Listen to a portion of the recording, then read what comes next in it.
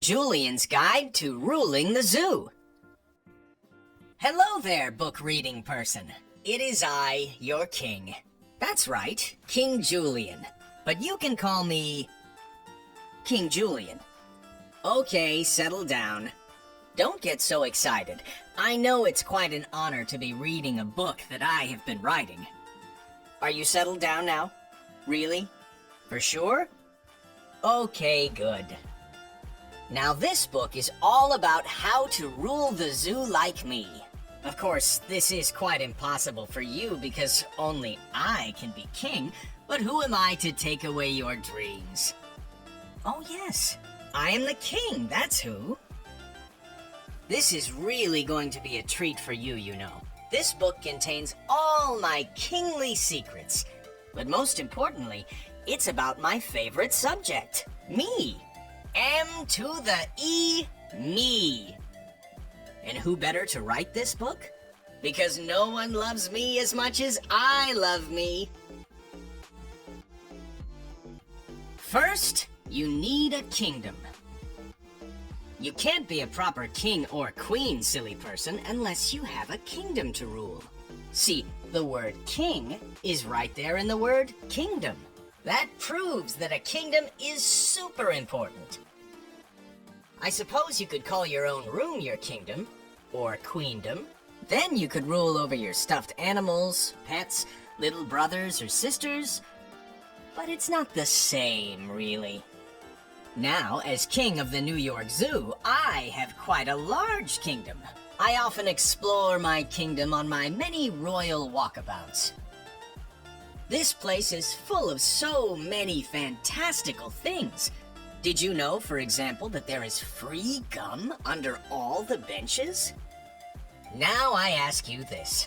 What good is a king all alone in an empty kingdom? No good, I tell you. The royal kingdom must be filled with those who are to do my bidding. Which brings me to... royal subjects. Come to think of it, I don't know why they are called royal subjects. I am the king, and therefore I am the only one who should be royal. Nevertheless, my loyal royal subjects are good for all kinds of things. Groveling, obeying, and combing the knots out of my tail. Let me begin with my fellow lemurs. First, there's Maurice, my chief advisor and primary pampering person. Then there's Mort. What can I say about Mort? He's annoying and a little pathetic. His only good quality is that he's a big fan of me. My other subjects include my neighbors. There is Marlene the otter. She's very nice, but not so groveling enough, if you ask me. There are also the pansies, or chimpanzees, as Mason and Phil like to be called. I think they're a little lowbrow with all the poo-flinging, frankly. And of course, there are the silly penguins. They're always doing the high-fiving and karate chopping all over the place. They aren't too annoying, except when they ignore my commands, don't take me seriously, and assault my kingly senses with their savage, fishy-smelling fishes. Yuck! Oh no! This book has taken a wrong turn away from the fantastical subject of me. Let me get back on track by telling you more about me, or at least about my very favorite kingly object. The King's Crown. My crown is proof of my kingliness. It is nearly as awesome as I am. Just look at it. It has a majestic palm frond chosen for its stately colors. They complement my luxurious fur and beautiful eyes, of course. Now look at my head without my crown. No good, is it? Does not my head look naked? I look so much less regal, too. Although my regal profile is still quite regal, I must say. I once traded my crown for a special helmet that the penguins let me have, after I snuck in and took it from them. The helmet was perfect for me because it magically brought me things. This is something every king should be having.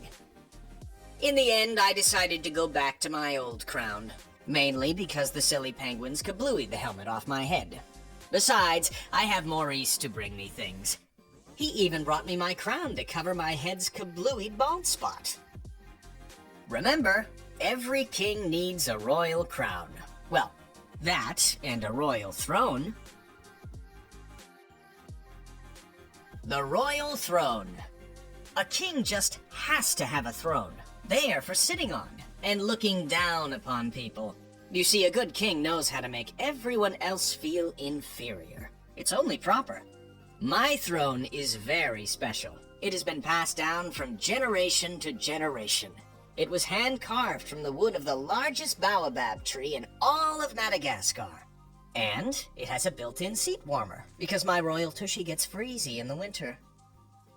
I think traditional thrones are best.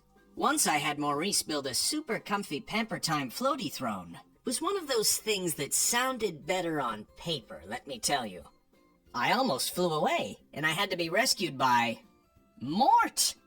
Can you be believing it? Mort is for pampering, not rescuing. Royal pampering. What good is being king if you cannot be properly pampered? That is what I am always saying. And look, I just said it again. Lucky for me, as king, I am an expert at being pampered. I am skilled in the fine art of giving Maurice my blending order for groovy smoothies. I know just how to position myself for the royal sponge bath and the royal booty scratching. And I always know when I am about to sneeze. This way, I can have Mort hold my nose. Or if he's too late, he can act as the royal tissue. Don't worry, he loves it. I know what you may be asking yourself. Is there not more to life than just being pampered all the time? Well, like I always say, there are no silly questions. Just silly people asking them. But of course, there is more to life than being pampered around the zoo. A king must also be pampered outside the zoo. Royal travel. This is one king who likes to travel in style. Whether I am driving the royal scooter or the royal advisor, I'm happy I don't have to use my own muscles to get around. For long trips, I ship myself Super Platinum Premier Overnight Express. This is how a king is to be rolling. And when I reach my destination, I remember one very important kingly thing. Always give someone the honor of carrying the royal luggage. It is a courtesy, you see. Plus, there is that thing again about me not using my muscles. Also, when a king arrives somewhere, he must be properly announced. Maurice is very good at this. One of my favorite announcements is, "All hail King Julian, leader of the lemurs and lord of the ringtails." That one never gets old. Remember, a good announcement is also a courtesy to the peoples. It reminds them that I am better than they are.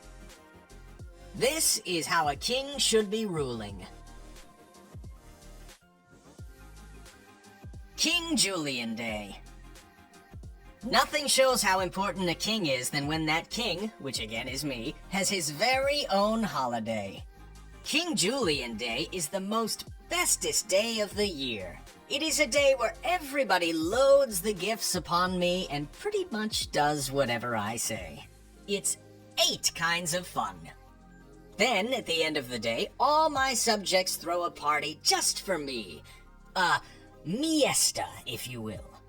I especially like the part where everyone bakes me a special cake.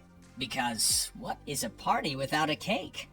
Well, it's still a party, I suppose, but it feels as if something is missing.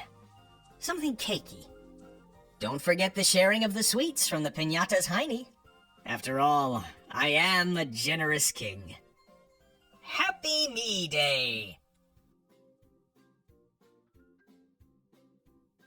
An heir to the throne. Okay, it is true that I have lots of hairs all over my body, but that is not what I am talking about here. I am talking about an heir. You know, someone to be the king later, after me, but not as good, obviously. I am King Julian, and I approve this flashback. I once had my very own heir when Marlene found an egg left all by itself. I named it JJ. Julian Jr., and dreamed of raising it to be just like me. Handsome, brilliant, and most of all, humble. Unfortunately, it hatched and did not look at all like me. It was a duckling who would rather be more like a silly penguin than a regal ringtail. That's okay. I know little JJ will be back someday, because I have all the things a young person could admire. A blatant disregard for rules, down-with-it dance moves, and many material possessions.